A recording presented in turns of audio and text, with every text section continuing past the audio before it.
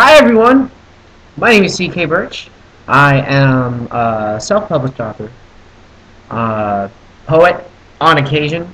Um, I have my own blog where I do a lot of sci-fi geekery and nerding out, and I reblog a lot of sci-fi stuff. And so I have a series of videos here on YouTube called My Geek Review, and I'm trying to get a little bit more serious about it. So I thought I would open up with a brand new episode, which could serve as kind of a new stepping on point for people who have no idea who the hell I am or what I do. So it's an introduction in a way, and also at the same point, something cool for people who do know me, to teach you something cool that you can do at home.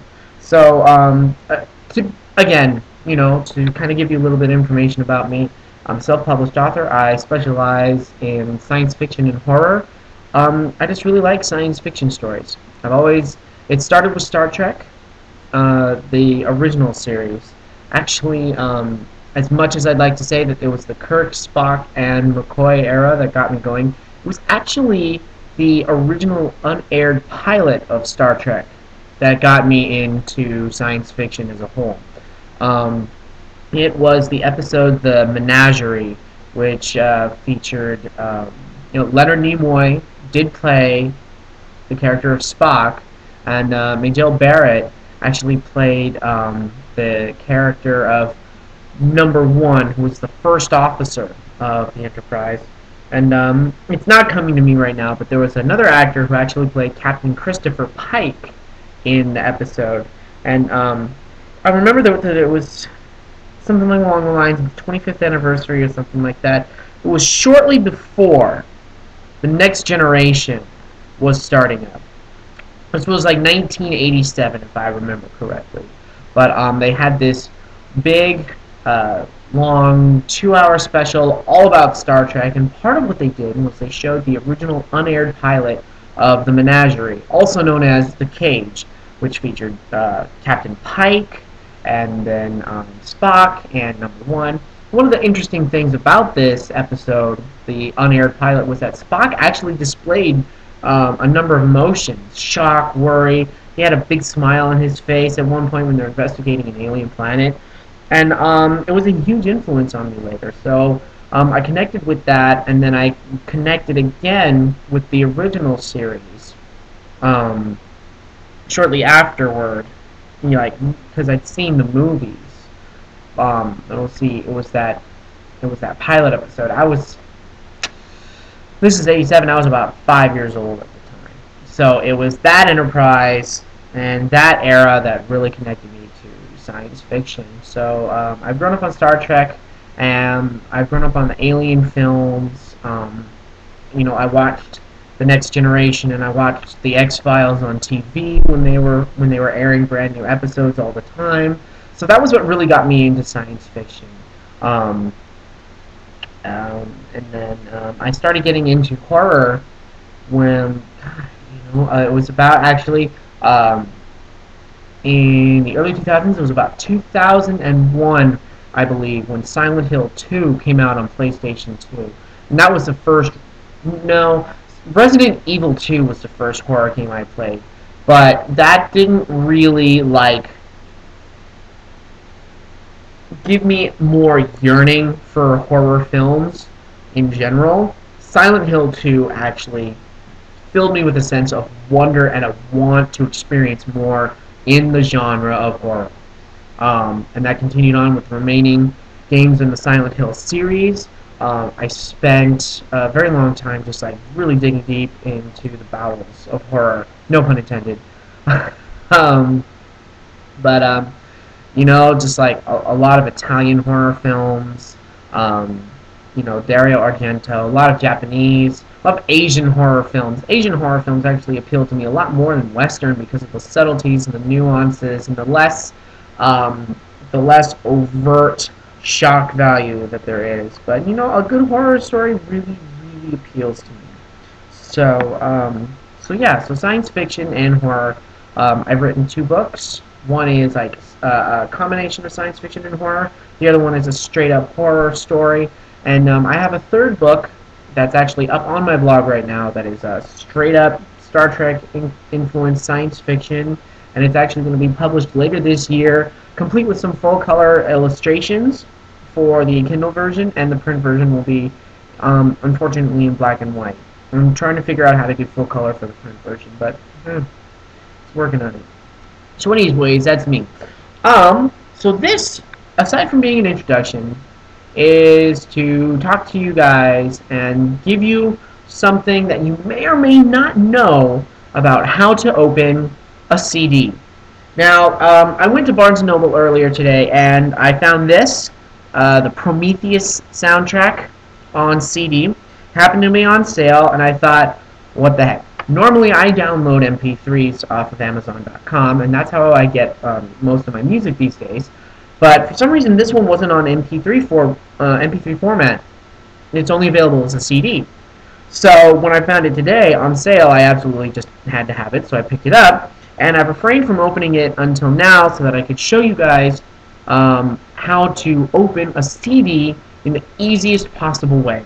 I spent 3 years working at a Sam Goody once upon a time, and this was something that we did all the time, and it totally shocked people.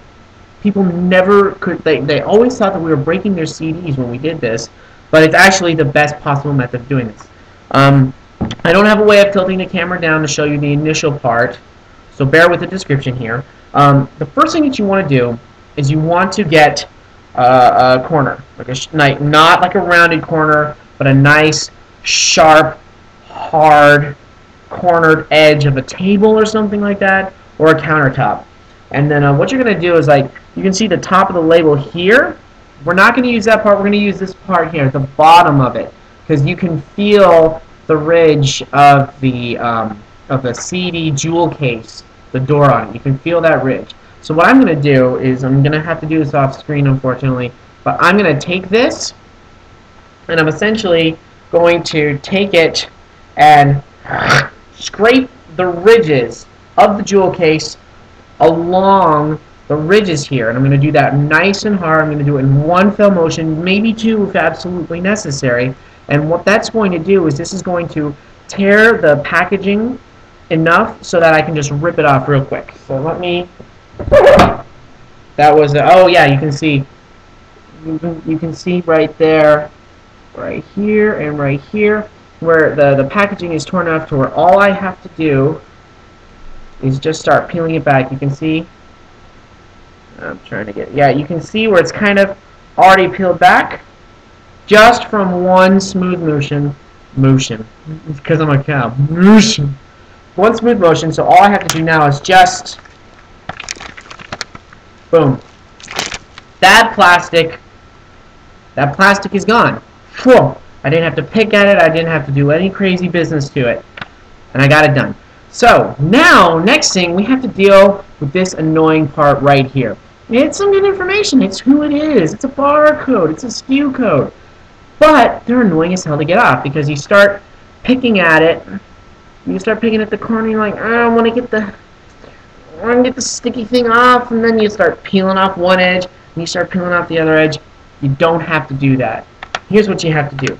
So the way that a jewel case is composed is that the top part opens up like a door, and so there's little hinges here on the corner, on the top and on the bottom here. You can see right there the little nubby. See that little circle right there? That is actually where the little hinge is.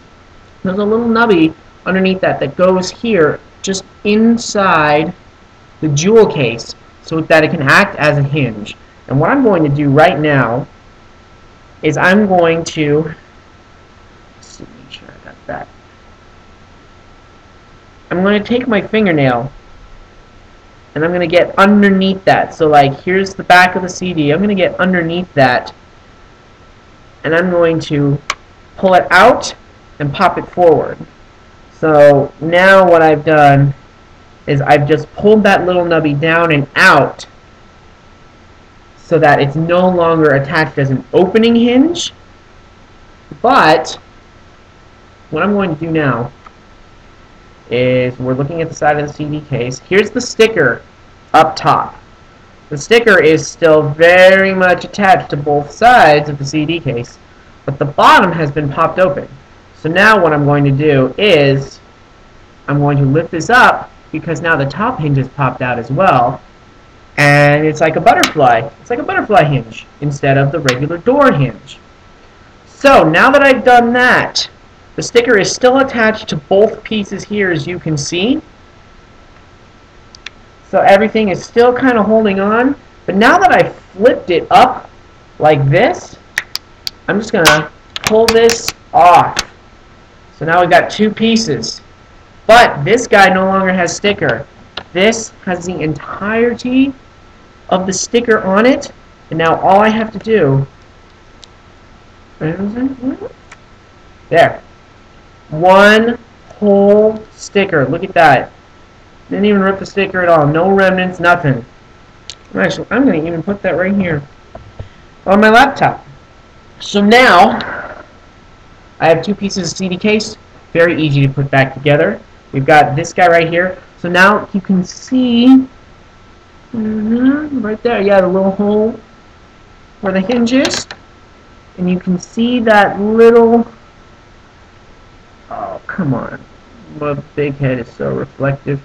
Anyways, you can kind of see, you'll be able to see it in real life there. There's the little nubby that I was talking about.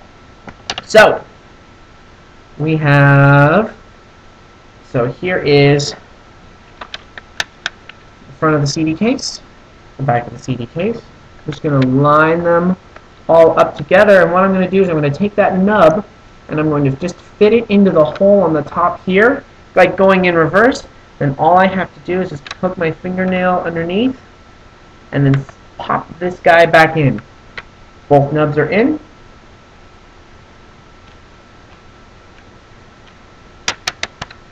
And there you go. Very easy. All you gotta do is get your fingernail underneath here, pop it open like so. Two easy pieces. And put it back on, nub to nub. CD case is open. Anyways, I'm CK Burch, former music store employee, now self-published author. Thanks for watching. You know, it's a little bit longer than I intended it to be, but intros and instructions, they last as long as they need to. So I hope you have a fantastic afternoon, evening, whenever you watch this. I'm going to be doing some more of my Geek reviews here hopefully soon, so I hope you enjoy, and we'll see you again soon. Take it easy.